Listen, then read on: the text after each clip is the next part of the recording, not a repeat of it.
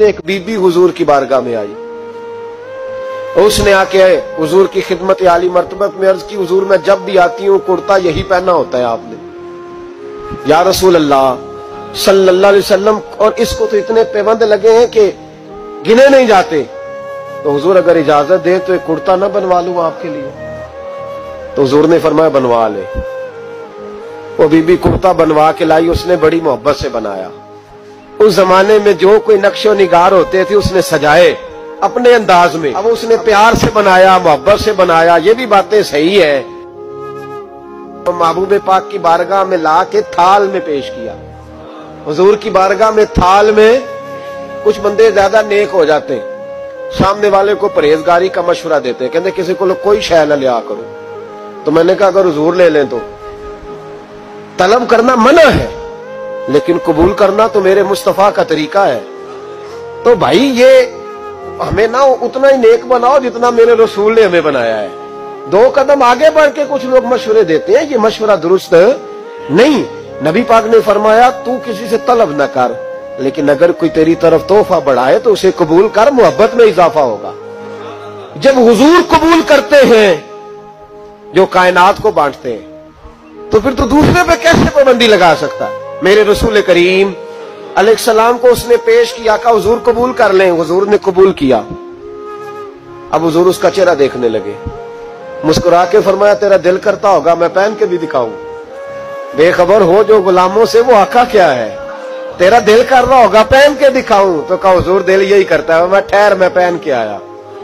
कुर्बान जाए क्या अंदाजे। अच्छा ये सबका नसीब भी नहीं, ये तबरक लेना, बरकत लेना, लेके आना, ये सबका नसीब नबी करीम अलैहिस्सलाम ने कहा तू ठहर मैं पहन के आया। हुजूर अंदर तशरीफ ले गए, थोड़ी देर के बाद पहन के आए।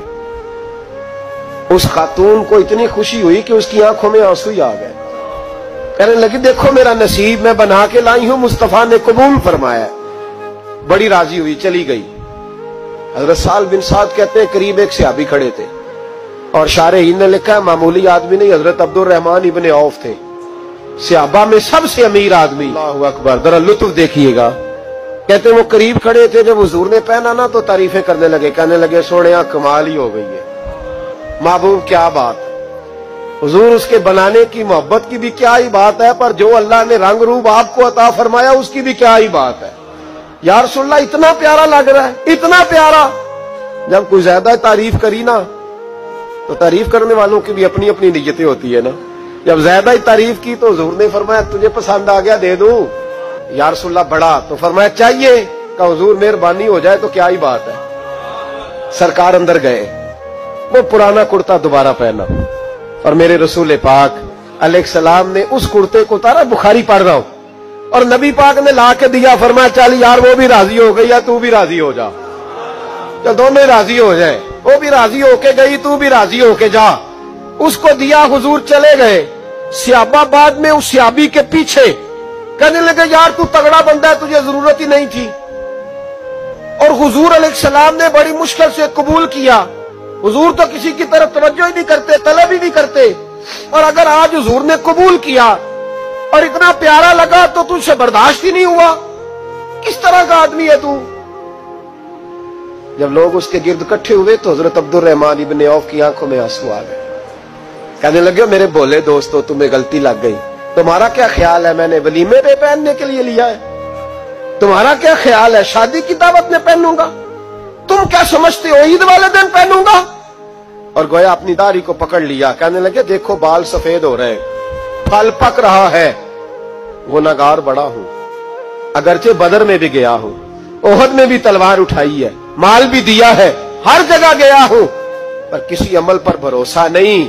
ये कुर्ता हुजूर के जिस्म से लग गया है, अब इसे संभाल के रखूंगा, और मरते वक्त वसीयत करूंगा घर वालों को कि जब मैं मरूं ना तो इस कुर्ते में मुझे कफन पहना दे। मुझे उम्मीद है जब हुजूर का कुर्ता पहन के कब्र में जाऊंगा तो रब के